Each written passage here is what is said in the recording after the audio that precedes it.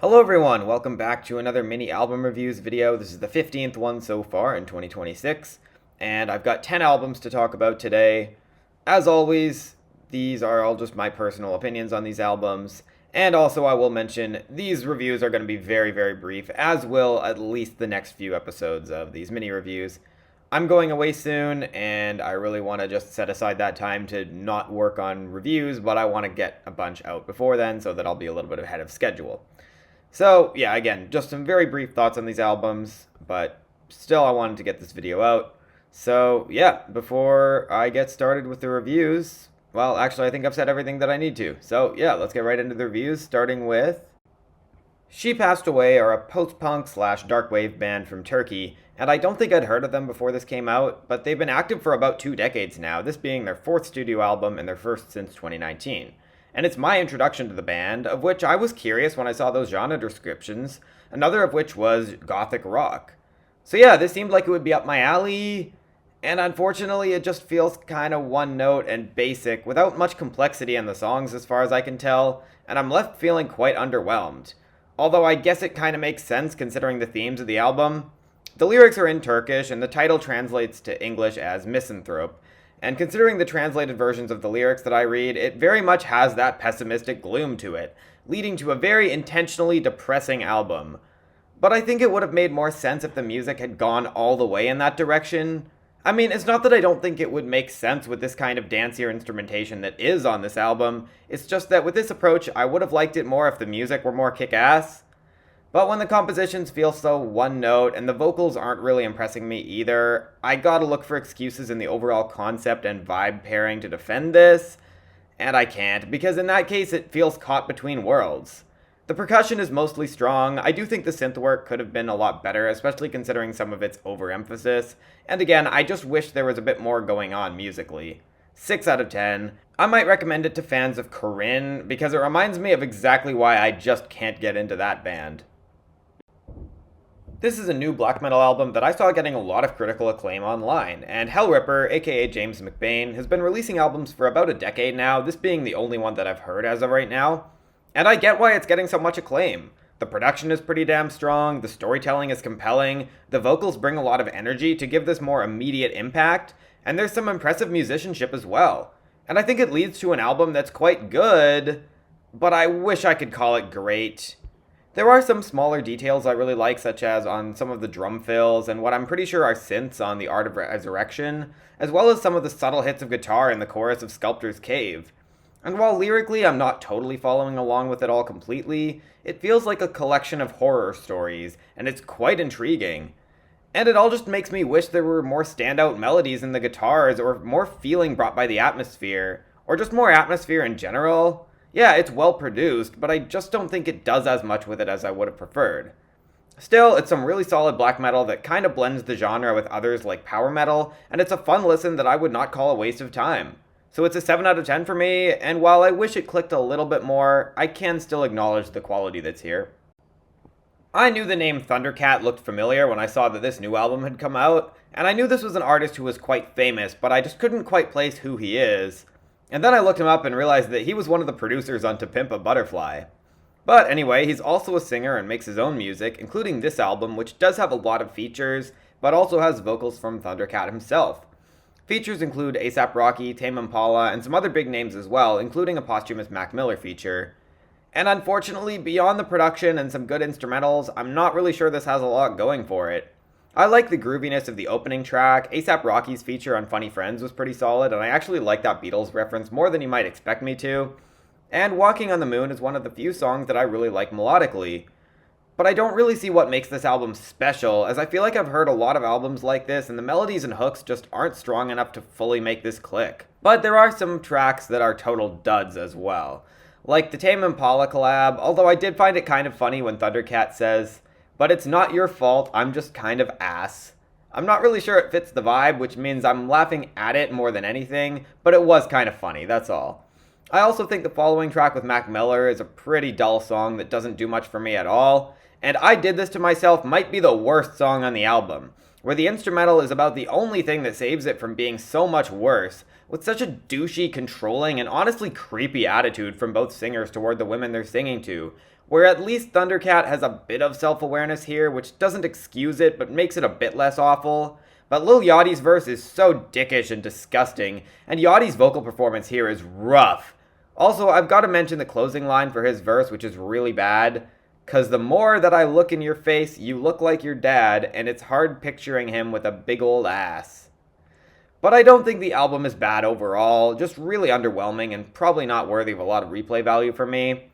Also, I don't know where in the review to put this, so I'm just going to mention that the last two tracks certainly went in some places I did not expect, with the meowing on the penultimate track, and then the album ending with the line, "Maybe I should start an OnlyFans and show some feet." I don't think either track is bad though, and I'll give some credit for the creativity.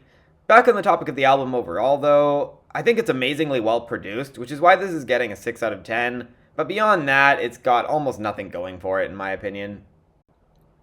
I was going to try and do the Tiger's Jaw discography dive before I realized it was going to take way too much time, and I'd rather spend my time doing other things, including listening to other music, and honestly, I almost decided to just skip over this completely.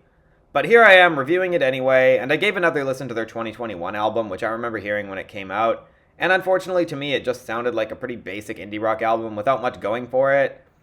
And with this album, yeah, it's pretty much the same.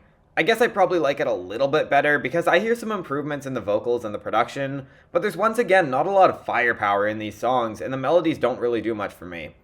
And when it comes to the lyrics, well, a lot of it seems to be about relationship problems and trying to work out issues and the difficulties in doing so, but there are also songs with other themes with an overall feeling of trying to escape something, or maybe just have some kind of breakthrough, at least the way I read it.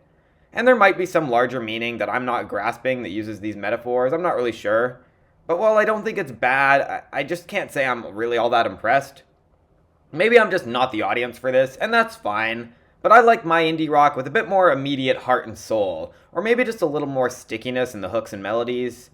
Or even if this just had a bit more energy, it might click a little bit more, but it just sounds kinda dull, and I'm just not excited to be talking about it. I like a lot of the production, which can really help a lot in certain songs like Primary Colors, or the use of synths in Staring at Empty Faces, but I have a feeling this band is probably just not for me. I'm rating this album a 6 out of 10 because it's pretty consistently decent, nothing more, nothing less, at least in my ears. For the longest time, Cities Aviv had been one of those artists who I'd heard of but didn't really know anything about, even though I think I listened to one or two of his albums a few years ago, but I don't really remember which ones or really anything about them. But anyway, Cities Aviv is the stage name of the rapper and producer Wilbert Mays, and this is his 10th album this decade. That's a lot of albums. And without knowing much about his other music, I decided to check this out, and it's not what I was expecting at all. There's quite a few instrumental tracks, or at least songs where the vocals are hard to understand because they're so buried, and it's very much by design, with the album honestly feeling like a cross between hip-hop and ambient. And while it's a cool experiment, and I like some moments like Tribeca, which feels like a strong representation of ennui, and some of the other experimental moments here, as a whole, it's just a lot to take in all at once, and I can't say that it doesn't overstay its welcome, running for over 50 minutes. And some of the repetitive instrumentals can be a bit much, like on Concrete Masks. Overall, this kind of feels like a constant change in emotions all throughout this album, which keeps everything feeling blurry with such hazy instrumentals, and I can see why this might really click for some people, but it's just not really gripping me enough to go any higher than a decent to strong 6. If you really like slow experimental hip-hop, it's probably worth listening to, but it's just not really for me. You might remember a couple months back, I did a mini review of another project performed by Erik Hall titled Solo 3, and I ended up really liking it a lot. But anyways, this one's got a different composer, Simeon Tenholt, I hope I pronounced that correctly, and this album's quite a bit longer. And I also saw it described as minimalism, which to my understanding is a genre of music where small changes are made slowly as the pieces keep evolving. There's probably a better way to word that, but I think you get the point. If you know what minimalism is, then you'll know what I'm talking about. And unfortunately, I'm not liking this album as much.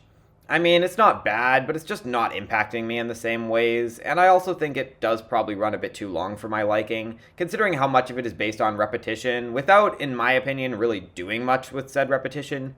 Yes, these songs absolutely build, but they don't really do it in a way that invokes any feeling in me.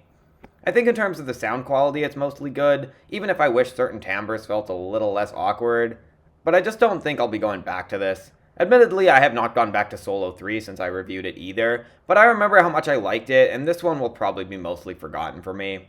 So I'm giving it a 6 out of 10, which isn't to say I don't think there's anything to it, just that it did not really impact me as much as I was hoping, or really much at all. The Fencesitters are a Canadian band from Newfoundland who've been gaining a bit of traction online for this debut album of theirs, and it's definitely on the heavier side of indie rock. Could be considered emo, but what the hell are genre descriptions anyway? What I do know is I was definitely curious to hear this album, and the opening track really impressed me with its huge instrumentation and some starkly relatable lyrics which definitely bring certain memories and feelings to mind. And unfortunately from there, I don't think the album really stays as strong. This is the kind of indie rock that I don't quite know how to describe, but it kind of blends in with a lot of other albums in this style, and it's a style that usually only works if there's a lot of huge catchy hooks, and for me it doesn't really feel like the musical builds really lead anywhere interesting for the most part. I do find some of the lyrics quite interesting, including the constant mentions of basically living a lie, and paradoxically a lot of brutal honesty which fits with the thematic core of the record. And there are some really good lines too, such as on the Again interlude, the line, "Why did I bottle up every minor inconvenience?" And I kinda like the ending of the album lyrically, which seems to be about a smoking addiction and the true emptiness of it. But the album's just not as interesting melodically as I would have liked, and while the production can make this hit pretty hard in moments, it's just not as consistently great as I was hoping it would be production-wise, and I can't really give this a higher rating than a 6 out of 10, all things considered. But if any of what I've said about it sounds intriguing, it might be worth a shot. It doesn't feel super generic, I'll say that much. This is the second studio album from this Canadian duo who've been growing in popularity a lot recently, in large part due to their viral KEXP performance from late last year, which I watched and was very impressed by, and I also listened to their 2024 album and ended up really liking it. I wasn't in love with it or anything, but there was a lot of cool use of microtonality and some very impressive instrumentation, which you can especially see on the KEXP performance. Anyway, they have a new album now, their second to date, and I unfortunately feel like it's a bit of a step down. Like their debut, the instrumentation kind of reminds me of Squid's first album from 2021, albeit without any vocals. And yeah, the musicianship is very impressive, and they're doing some cool things with microtonality that's been popularized by some other bands like King Gizzard and the Lizard Wizard, and there's often some good uses of tension on this album, including some pretty much polka-like instrumentation on the song Utzp, or UTZP, I don't know how to pronounce that. But I guess this album just isn't really for me. It doesn't feel like the tension is as strong, or at least as deserved as it was on their debut, where that album had a lot more fun in its grooves, and really felt like the songs were building into something powerful. On this album, well, it's not bad, but it just feels more like straightforward repetition that often doesn't really lead these songs anywhere. And maybe this is just me, but the production does feel a little less punchy here, doesn't it? That's definitely what I feel like, although it's not a huge enough difference that I really mind that much. It's still just worth mentioning though, and it's part of the reason why I don't think I can rate this higher than a 6 out of 10. It's cool that it's getting so much attention, as this is typically outside the normal kind of music that goes absolutely viral like this has been, but it's just not really for me. Going into this, I wasn't totally sure what this was. Yeah, it's technically a mixtape and not a studio album, but I stopped caring about what's technically an album a while ago. Because while I typically try and only review studio albums and not EPs and other releases, to me a mixtape is close enough. I don't really know what the difference even is between a mixtape and an album. Anyways, this is a new album from this, or I guess mixtape, from this supergroup The Scythe, consisting of many members, most notably Denzel Curry, who I'm pretty sure is the main person behind this project, so it's pretty much a Denzel Curry mixtape with a whole bunch of features, a lot of whom appear on multiple songs. And I wish I could say I liked it a lot more. Don't get me wrong, this is not bad by any means, and there are some highlights. I do really like the instrumental of Lit Effect, and Denzel and BK Thurula bring some good energy to that song, even if I wish Laserdym 700 sounded more enthusiastic in his verse. Mutt That Bit is really catchy, and Denzel absolutely steals the show. You Ain't Gotta Lie has a nice groove and hook, and Tan, which I'm pretty sure is the only song Denzel Curry doesn't appear on, might actually be the best song here, with BK Thurula and Tia Corinne stealing the show. But there are enough weak features and a lack of truly excellent standout tracks that I'm left giving this a 6 out of 10, and it really feels like inessential listening. It's fine, again, there's moments that I like, and definitely some good songs, but maybe none that are great. I guess we'll have to wait and see. Some of them I might return to see if they grow on me. But either way, it's got that weird feeling after it's done that it almost never even happened. Emphasis on almost, but it's still a bad sign, even though the album isn't bad. Here's the debut album from this artist who's been getting a lot of attention recently for this album in certain online spaces, and it's been quite positively received thus far. I saw it described as post-rock, and that had me intrigued, thinking it might be up my alley, although I had to translate the lyrics online because they're in Spanish.